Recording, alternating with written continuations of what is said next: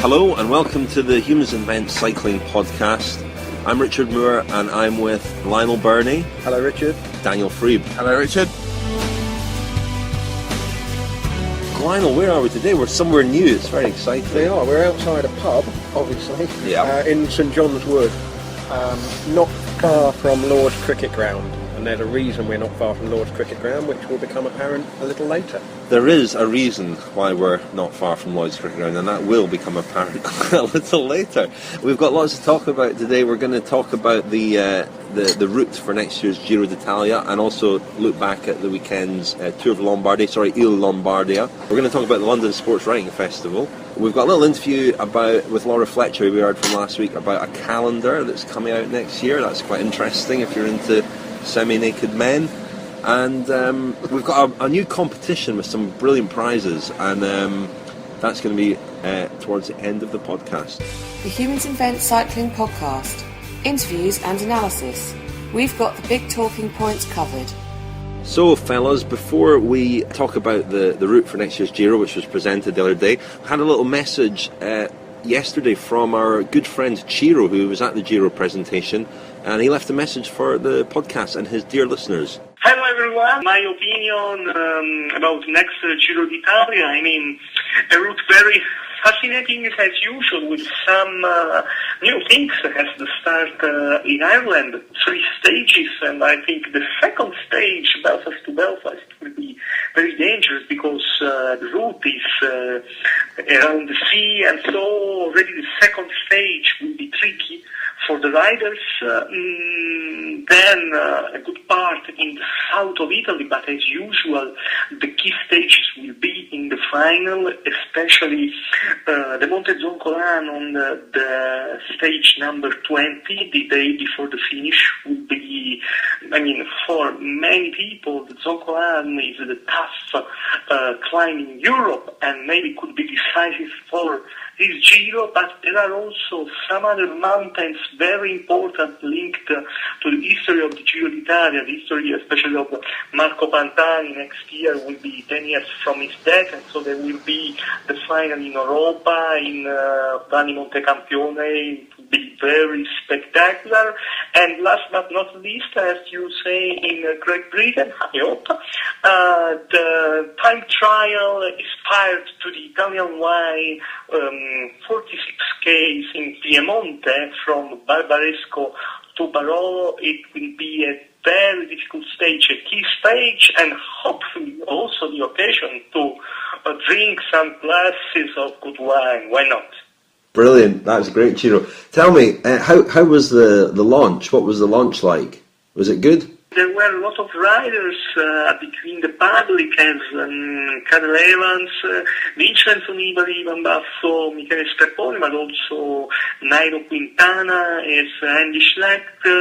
I can say to our listeners that it was a little strange that Andy Schleck started to follow the presentation in this theater of Milan, a kind of theater, but at a certain point he disappeared before the finish of the presentation. That's weird, isn't it? Yeah, it's strange. Something maybe, also sometimes during the race he disappeared this year, and he did the same.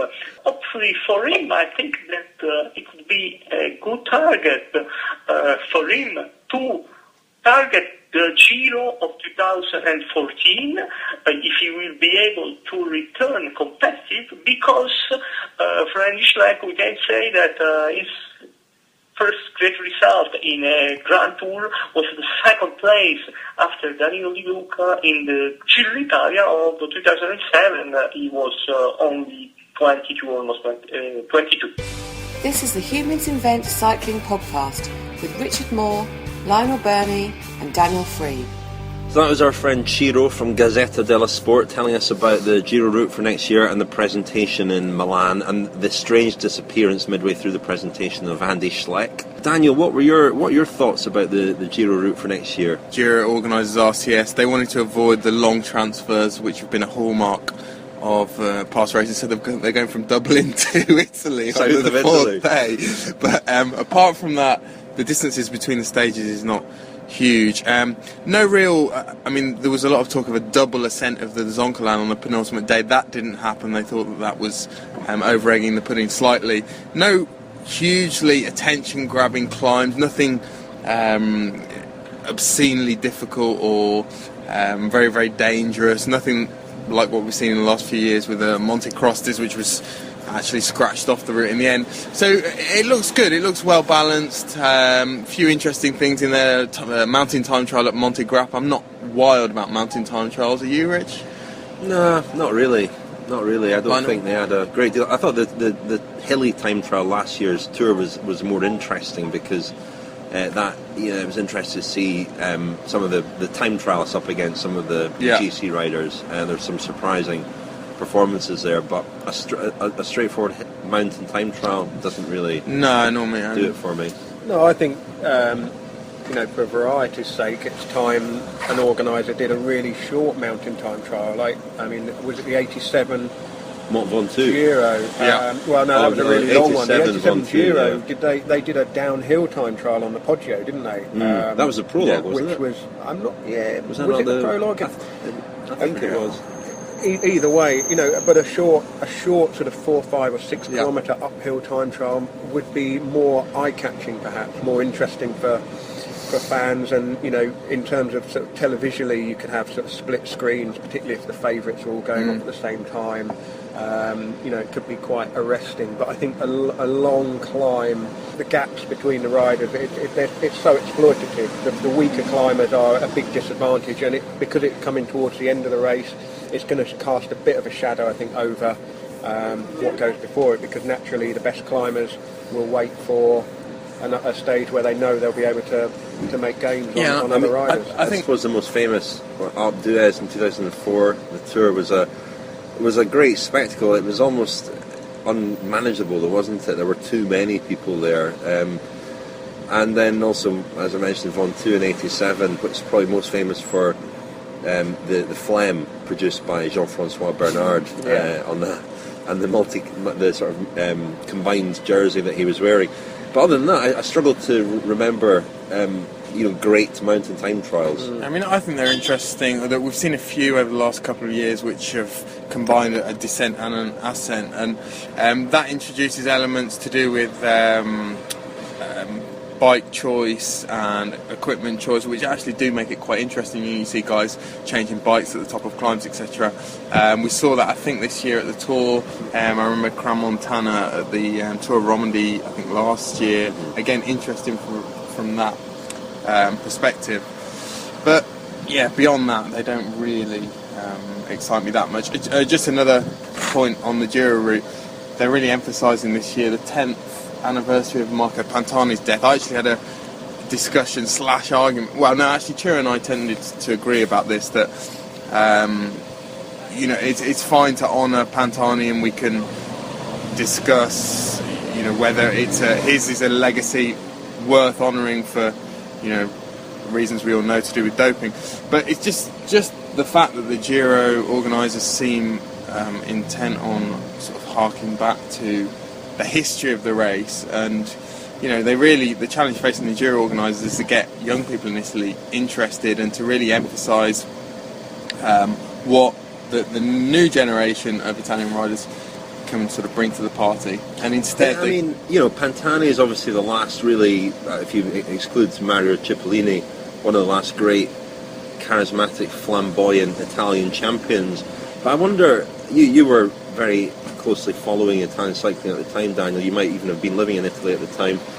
I mean, was there a sense when Marco Pantani was alive that was there that as much interest in him as there almost is now? And was it the case even back then that they tended to hark back to Coppi, Bartoli, even Gimondi, people like that? I mean, I think has that always been basically what I'm saying, has that always been a feature of it is to a certain extent. I mean, the Giro, much more so than the Tour de France, for instance, they will introduce their TV coverage with grainy black and white footage, which this is something that, if you speak to Filippo Pozzato, drives him crazy, that it's such a nostalgic, the coverage is so nostalgic, and often the pundits are guys who were journalists when, you know, Merckx was riding or Coppi was riding, and they mainly talk about, you know, those riders rather than current riders. But certainly when Pantani was in his pomp, there was a real sense that it was something quite special. He was probably the most famous sportsman in Italy at the time, and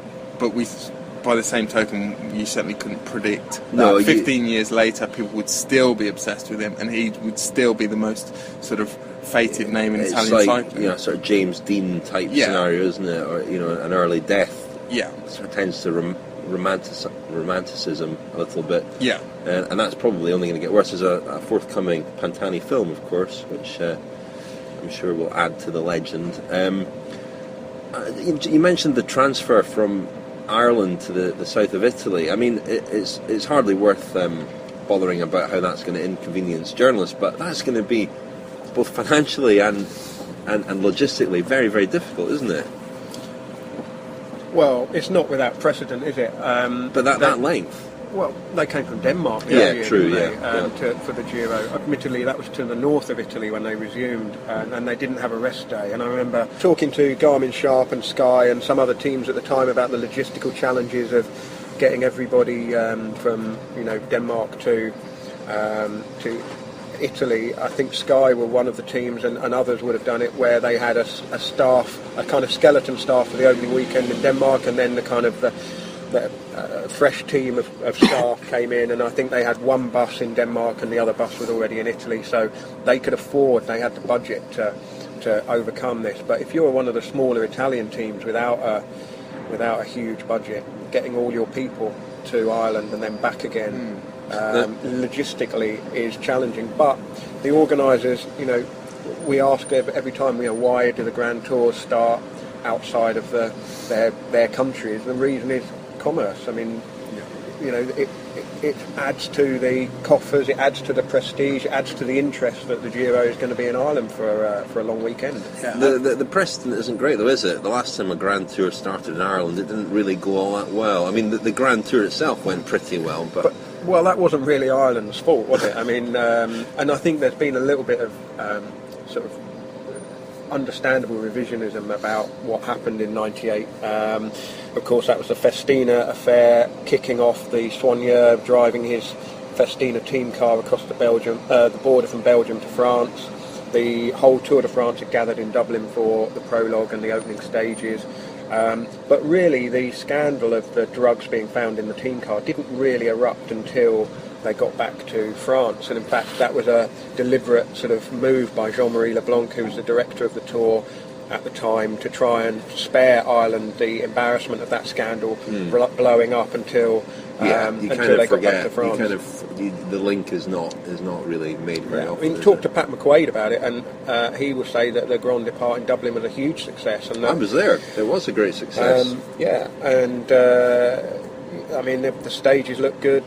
It was, you know, it showed off some lovely bits of Ireland for people watching on TV.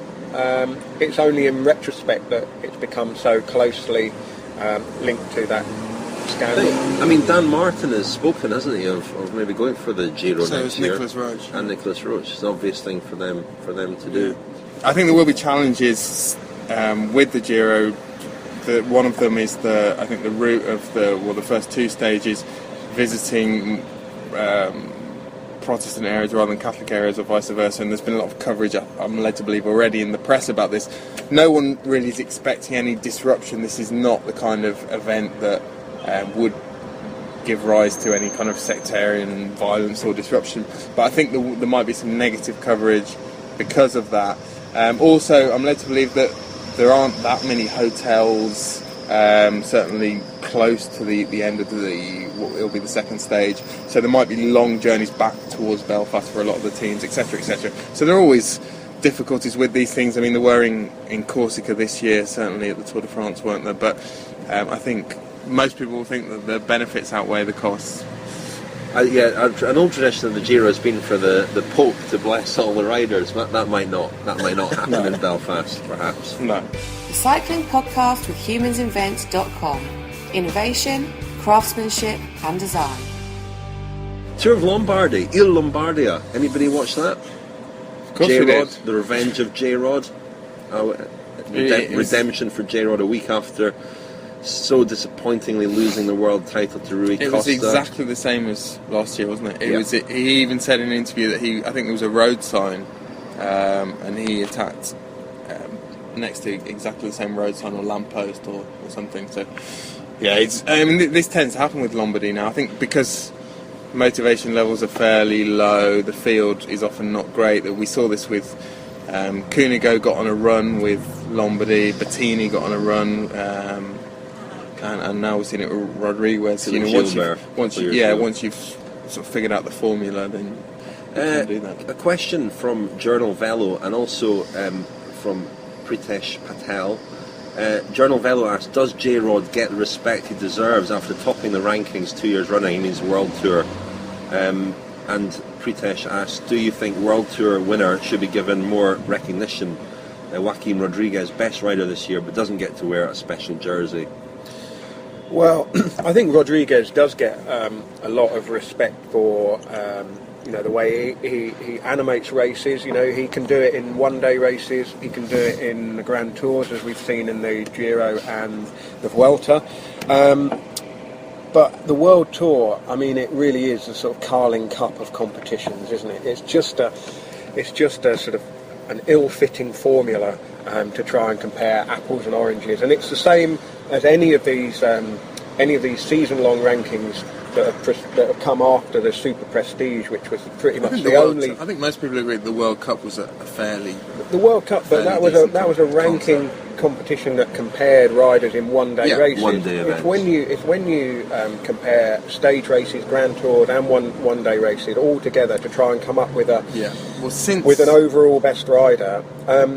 And this is where part of my sympathy with the grand plans for the future of cycling that Jonathan Porters and Jonathan Price of the Gifted Group, which is basically a company of venture capitalists who are looking to capitalise on cycling's popularity. Oh, Lionel's getting angry now. I would say. But one of the ideas they suggested was to have these kind of Grand Prix events which would be held over weekends, say 10 of them a year, 4-day format, which would always have a team time trial, an individual time trial, a sprint stage and a mountain Lionel, stage. that vein is throbbing in your temple. And you could hold these races in Adelaide and Bahrain and everywhere else that Formula One has an event, and then the money would come rolling in. I think it sounds like a great idea. And then the people who came up with this imaginative format would then pocket large sums of money, and we would then find out that things we already know, which is that Cavendish is the fastest sprinter, Cancellara is the fastest time trialist, and Contador is the best climber, and then we'd all proceed to the next season, and it would be more or less the same. Right.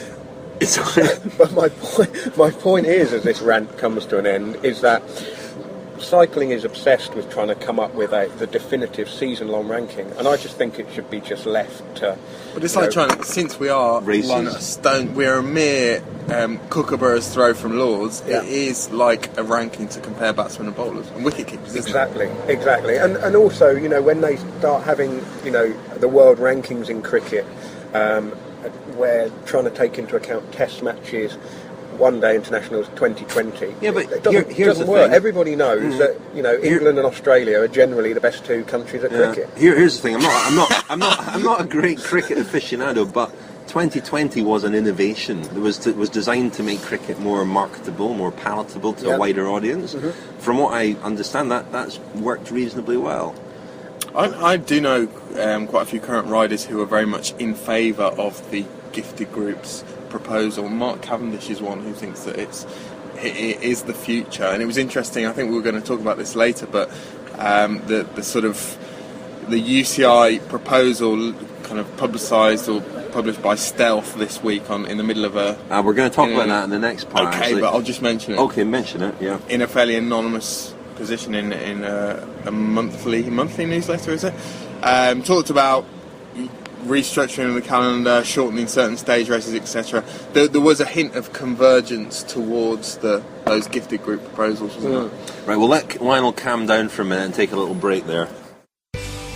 You're listening to the Humans Invent Cycling Podcast, powered by Sharp. Welcome back. Not sure if Lionel has calmed down. That vein in his temple is still throbbing angrily. But we're gonna talk a little bit about this this UCI plan that was smuggled out this week in this newsletter. Lionel, what were your thoughts on what was contained therein? Well, surprise first of all that that it was buried halfway down You might want to explain what these plans kind of said. The plans are to revamp the pro racing calendar, which I think we can all agree does need some attention. And there are various measures in there to create a top division of 16 teams who would race 120 days. They would have 120 days of ranking events. Then there'd be a second division of 8 teams that would have 50 days of ranking events, and there would be a kind of promotion and relegation between the two. And then there would be a sort of third division, which is, I guess, roughly level with the pro-continental level of the smaller professional teams, and they would be development squads, and they would get some opportunity, presumably, to race in the higher ranking events. But the thing that caught my eye most was that they were talking about ensuring that there was a more focused calendar. So the cycling season would start in February and end in October, so we wouldn't have the Tour Down Under, for example, in January, or so there would be a much more of an off-season perhaps, and that the ranking events would not clash with one another. I think there's several places on the calendar, particularly when the Vuelta is on, and also when Paris-Nice and Tirreno-Adriatico overlap in the spring, where the attention of the cycling fan is kind of divided between these races. And I think you can, from the point of view of an obsessive who watches a lot of these things, there are certain weekends that are really entertaining, like the weekend where Gent-Wevelgem clashes with Criterium International, and there's loads of cycling on and lots to get your teeth into. But from a sort of marketing point of view, perhaps they think there's too much of a good thing and there's not enough attention on the key events. But one of the other measures or suggestions was that stage races would be shortened, so they were only 7 days, and that would be one way to avoid Paris-Nice and Tirreno-Adriatico. 5 to 6 days. 5 to 6 days, was it? I thought no more than 7 days was the suggestion, no? I thought that they were talking about reducing Paris-Nice and Tirreno to 5 or 6. Certainly, imposing a limit. And then everything else would sort of settle into line. And they're talking about these proposals being ready for 2020. So, there is definitely going to be a revamp of some description, but as we saw with the establishment of the Pro Tour, which Pat McQuaid and Hein Verbruggen kind of sort of foisted upon cycling, and the teams and the race organisers were definitely not happy about the way that was done. I think the lesson, hopefully, the UCI will have learned is that they will need to consult with all of the interested parties before they come up with a new calendar. But the danger is that a lot of the things that we were talking about, traditional events, the problems that face races like Paris-Nice and Tirreno-Adriatico particularly, and I keep picking on those because they are kind of the races that used to signal the start of the season proper. When you watch them on TV, there's almost nobody watching on the side of the road. There's very little kind of excitement about the way they're broadcast. The format is the same pretty much every year. So I'm not against somebody coming up with some really innovative ideas about how to improve some of these events, but just kind of homogenising and settling into strict formulas of every stage race. Every stage race must be 5 or 6 days. I don't think that's particularly appealing. No, we know what you think about that, Lionel. The Cycling Podcast with humansinvent.com. Innovation, craftsmanship and design. Okay, Lionel, still talking about innovations and changes to races. We'd love to hear your thoughts, because there have been various suggestions over the years about really kind of quite different types of bike racing, and any ideas that you have, we'd be delighted to hear them, and we can talk about them in future podcasts. Yes, Daniel? Just off, when we weren't recording, Lionel you did come up with some interesting ideas. You were floating some fairly interesting ideas there. Oh yeah, I've floated these before, but I mean something along the lines of sort of match sprinting on the Col d'Ez or on the Kemmelberg, or events that would kind of draw people in to stand all day and watch. Almost like a sort of knockout. Yeah, but I love bike racing because it's bike. I love it the way it is. I love road racing, and I wouldn't like that to be tinkered with too much. I think there's room for both. Though, That's what we were talking about earlier. We're talking about mountain time trials as being, should be quite interesting, but in reality aren't. And I think that if it ain't broke, don't fix it. And the thing that isn't broke is the spectacle of a road race, the unpredictability of a road race, the fact that, as we saw at the World Championship, it can be won by guile and cunning and cleverness, and it's not always the strongest rider that wins. And all these things about road racing, all these things that make it magic are still very much in evidence, I think. I think you almost have to look at the simple things as well. And if someone a marketing man was to come in with no preconceptions, they would say, why are bike races, which are, let's not forget, they're organised to be broadcast for the benefit of spectators, why are they finishing at 4 o'clock on weekday afternoons? Why are they not finishing at when people are coming home from work, 7 or 8 o'clock at night, which, we're talking about Pyrenees-Tirreno Adriatico, it's still light at 6, 7 o'clock at night in France and Italy. Well, interesting, there was a question from another listener, from Alan Barr, who asked, what innovations would you like to see to make TV coverage better, more exciting? That's kind of linked to it. I mean, I don't think there's anything wrong with road racing. I do think there's a problem in the way that it's broadcast. It is made for TV a lot of the time, but there's not.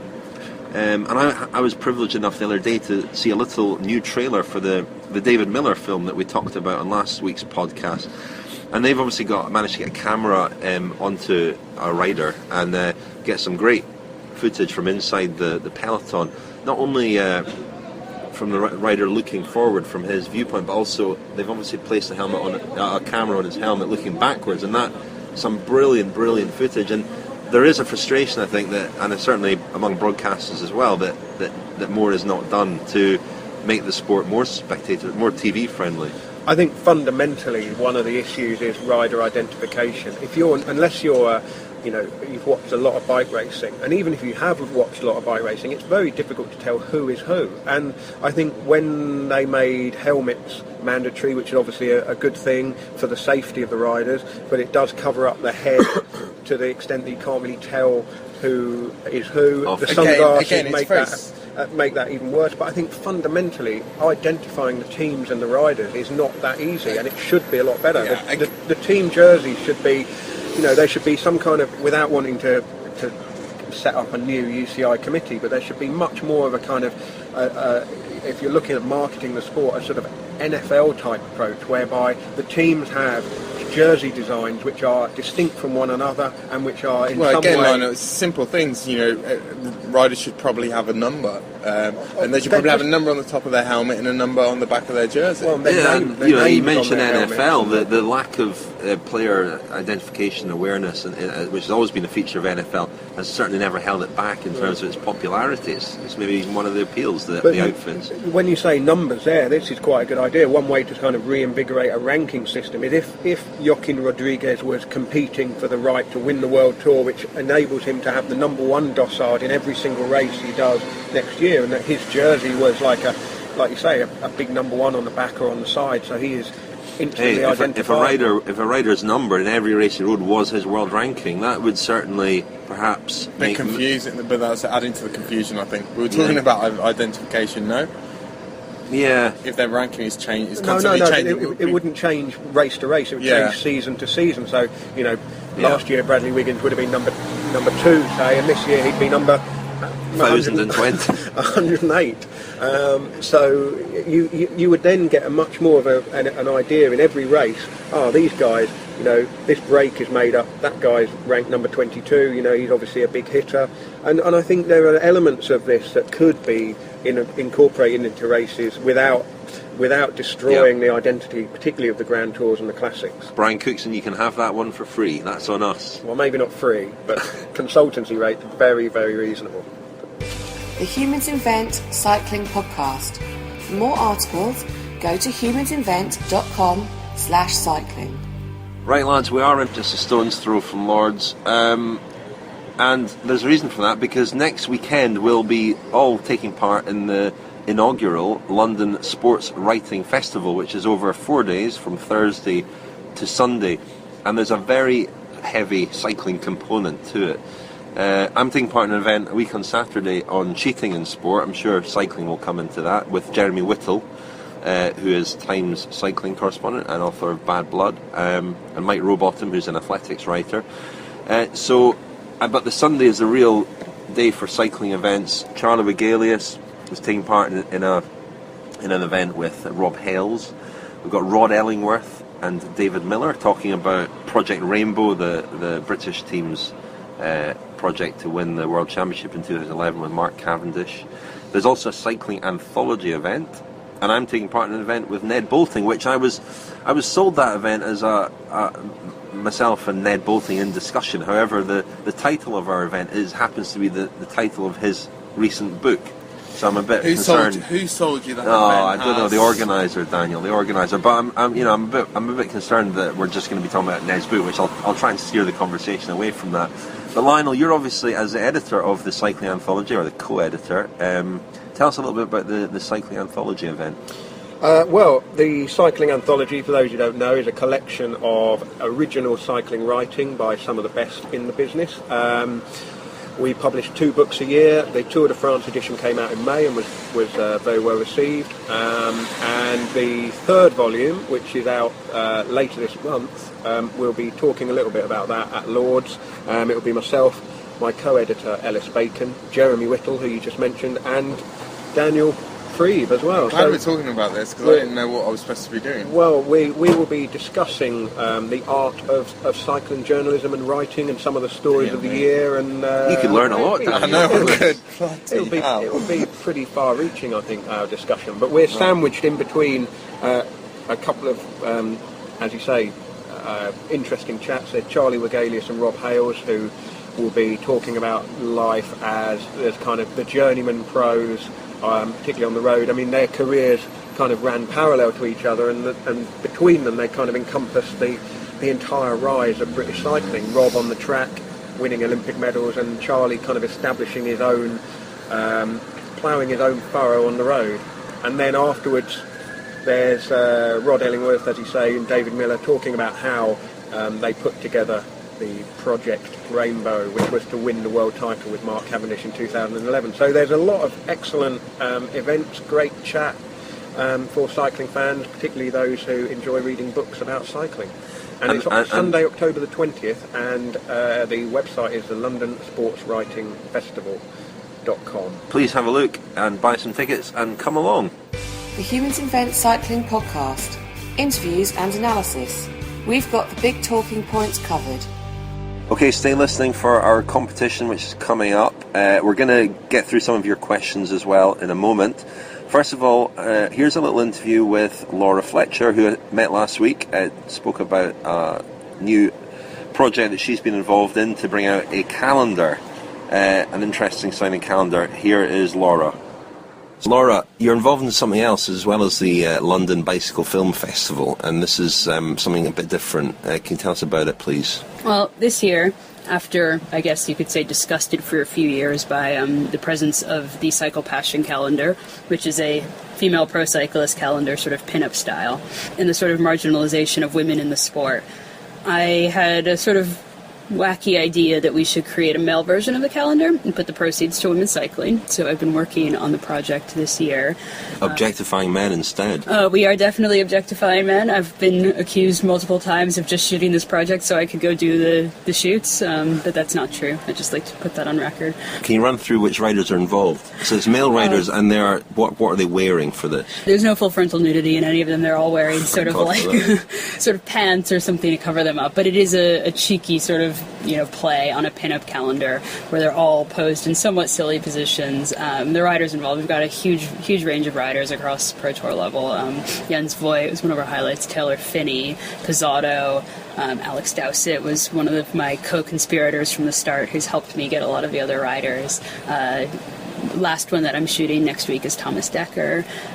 We've got Alex Howes, Nathan Haas, Steele Van Hoff. Big pickup from the Garmin Sharp riders, definitely. So I don't know what that says about the Garmin Sharp team, but So I'm not sure if that was 12 there, but maybe some surprises in there as well. There's a few more Adam Hansen, but you'll just have to wait and see. Did you? Oh, yeah, can't wait. Did you get any of them to agree to pose just wearing leg warmers and arm warmers? No, I didn't actually ask for that. There was definitely one or two that I kind of had to say keep the shorts on, but and a few that we had to go. No, you need to take more clothing off. But that's.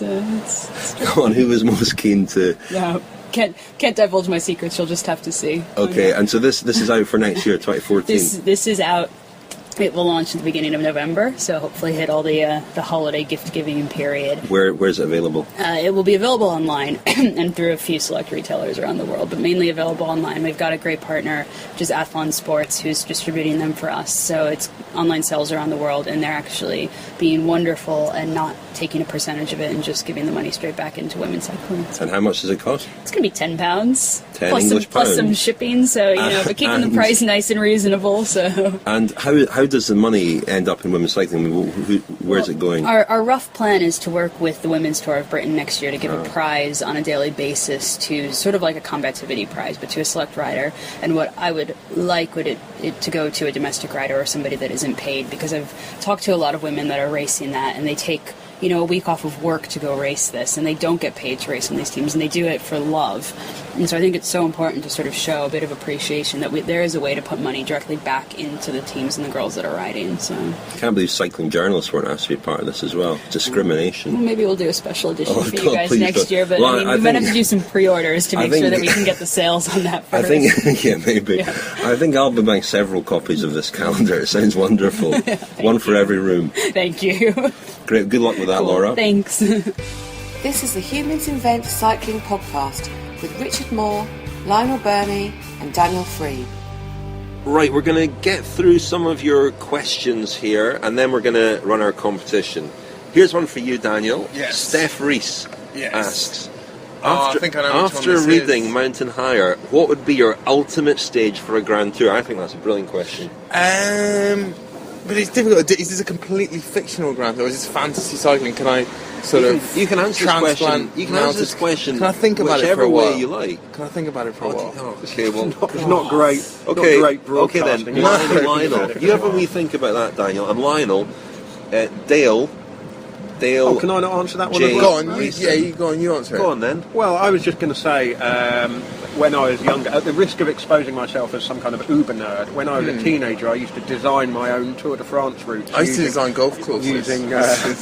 Using I did actually. Using in Latin. Using a very detailed Michelin map, and I would come up with routes, and I did the double ascent of Alpe d'Huez before Christian Prudhomme in one of my fantasy routes. But Prudhomme has hinted in the recent past that he would like to do a Tour de France without any Or category or first category mountains, and I would be fully behind that as an experiment, and to see him go into the Vosges and into the Massif Central and skirt the Pyrenees and the Alps but not go fully into them. That would be brilliant. And then we would have a bike race. Do you know what? Par excellence. Do you know what, Lionel? Do you know what? The Giro d'Italia almost tried that in 2009 with the Centenary Giro, and it was very, very unpopular. I actually thought it was a really good race, and I enjoyed it, and I enjoyed the fact that you didn't know exactly when the main action was going to happen. Was that the year with the White Road stage where it rained, or was that 2010? That was 2010. But that was an excellent stage. I mean, in a way, you make the environment important in a different way. It's all the cliche is that it's the bike riders that make a race, not the course. But I think when the course is so obviously loaded and the points of interest are so obvious to everybody, the racing itself loses a little bit, and it does lead to the kind of the controlling tactics that Sky have been so good at, and other teams have as well. Imagine if the crosswind stages were where the race was decided, rather than where the race could be lost by one or two guys, but where the race was actually decided. Just to go back to the question, Rich, purely from the point of view of the spectacle of the location, I think there's a climb in North.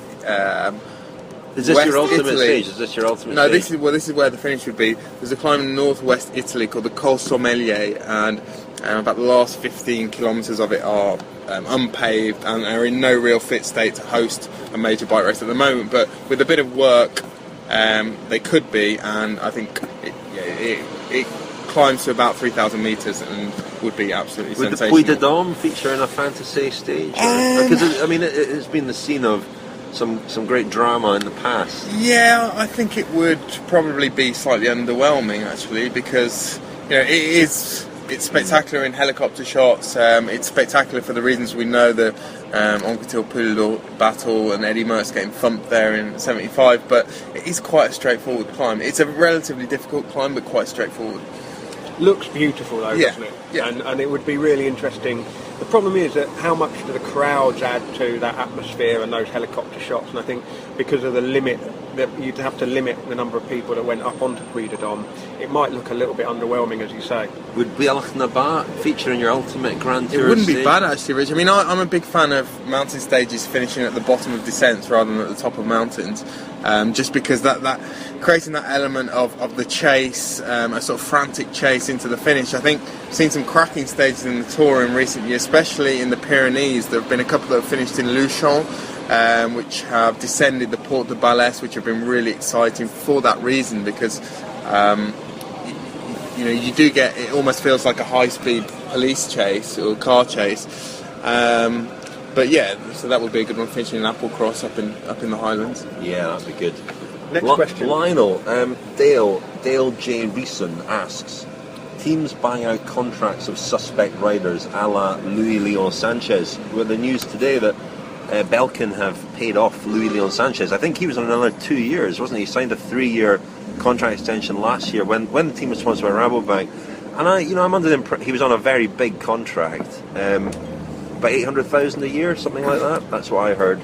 Anyway, clearly the days of the Rabobank largesse are behind them, and I understand that the Belkin deal is not on the same level as the Rabobank sponsorship. So I just wonder who's paid that off. Well, Belkin have still got some Rabobank money, haven't they? They're still funded to, I believe, the end of this year by Rabobank. So they may well be taking the view that Sanchez's results have been pretty dire this year. Well, he hardly raced. I mean, he rode the Vuelta, but they had him on gardening leave most of the year. Yeah, and so his garden looks nice. And so it's an opportunity to get him off the books now while they can. I mean, this is a real kind of looming issue for cycling with the teams that are going. Vacan Soleil, Euskaltel, there's somebody else, Sojason have gone as well, which puts a big dent in the kind of that lower ranking in France. And there's no real established kind of transfer system. Riders are either contracted or they're not. They're either, as Dave Brailsford once pointed out, the majority of riders are on 2-year contracts, so they are either they're either coming up for renewal or they're going to be coming up for renewal after the coming season, and so there's no real stability. Unless either you're at BMC. Yeah, and there are exceptions. Teams do make some ridiculous decisions. To think that a team signed Michele Scarponi, Lampre signed him 2 years ago when he was already involved in various, or at least one investigation. Luis Leon Sanchez. Some of this speculation far predates his contract renewal with Rabobank. There are other examples. Alessandro Ballan is another one, and really, you're setting yourself up for a fall, and the market is flooded with talent. We've got a lot of questions, but we're going to not go through them all. We'll return to some of them. Richard Allen asks, should true cycling fans boycott the Lance film? That's the Armstrong Lie. And Chris Ditchfield asks, is the Lance film cathartic, or should it be boycotted? That's an interesting viewpoint. Well, you've watched it. I haven't seen it yet, but I absolutely don't think it should be boycotted. Why? I mean, it's a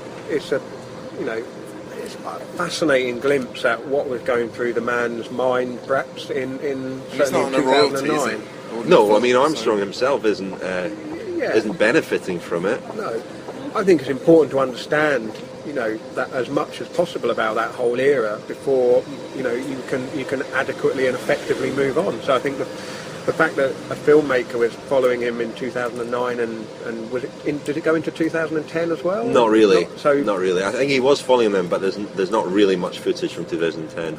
And if he does subsequently, I think Brian Cookson, one of the first things he said was offering Lance Armstrong the opportunity to tell all, and I think that would, that's essential, because until we know everything there is to know, the sport can't truly move on. So I think the movie is a you know, it's not a dramatisation. It's a documentary. So it forms an important part of our understanding of Lance Armstrong and where the sport was at that time. Interestingly, you know, when the film was being made by Alex Gibney, he and Armstrong seemed to get on quite well, and that comes across in the interviews. I think Armstrong trusted him and liked him, and you know, and I think Gibney himself felt in a very difficult position once all the revelations were confirmed. I actually interviewed Lance Armstrong on Friday for a book that I'm working on, and he was supposed to go and see that film a couple of weeks ago in Los Angeles and decided not to, so he's not seen it himself. If the recording cut out there, that was just the sound of Richard dropping a massive name. Massive. Yeah. Yeah, but you know. You're listening to the Humans Invent Cycling Podcast, powered by Sharp. Right, finally, we've got this competition. This is a new competition. It's going to roll over. What's going to happen is we're going to play a very brief clip of a well-known rider talking. From our own vault. Archive, from I think this is from your vault, Daniel. Yes, it is. You were in your vault yesterday digging out this piece of tape, and we're going to play a tiny snippet. It may not be in English. It may be in a foreign language. Maybe in the rider's native tongue. And we're going to play a little bit this week. If nobody gets the right answer, we're going to play a little bit more next week, and the prize will accumulate as the weeks go on. If you get it this week, you will win a copy of Mountain Higher, Daniel's new book. Next week we'll add to that prize, and at some point in the future, probably in the near future, there will also be a Sharp like mini hi-fi. It's like Euro Millions. There'll be a Sharp mini hi-fi to be won at some point down the line, maybe in 3 weeks, who knows. But only if somebody doesn't get it this week. Absolutely, Lionel. Absolutely. Am I allowed to enter? No, you're not. How do people enter it? Oh yeah, that's a good point. You can enter by tweeting at HumansInvent, and then hashtag Rider's Voice. Hashtag really? Rider's Voice. What else? Don't put an apostrophe in there, because that'll not work in the hashtag, even though an apostrophe should be there. Don't put an apostrophe in there. You're actively encouraging people. I'm encouraging bad grammar. Grammatically incorrect. Yeah. Hashtags. Okay, let's hear this snippet. Here it is. Great nation in Holland. Everybody knows me now. Sorry if that was very brief. It will get longer. Next week you'll hear a little bit more, but if you want to guess the owner of that voice, it is tweet. We should stress, it doesn't have to be a current rider. Not necessarily a current rider. At HumansInvent, hashtag Rider's Voice with bad grammar. No apostrophes. Okay, good luck with that. And Daniel, thank you very much. Thank you, Richard. Lionel, thank you. Thank you, Richard. Oh, I'm not here next week, I should just tell you. Where are you? So I'll see you in a couple of weeks. Where are you next week, Lionel? I'm going cycling in Antibes, in the south of France. What? I know. End of season training camp. Very nice. All right for some. Almost suspicious.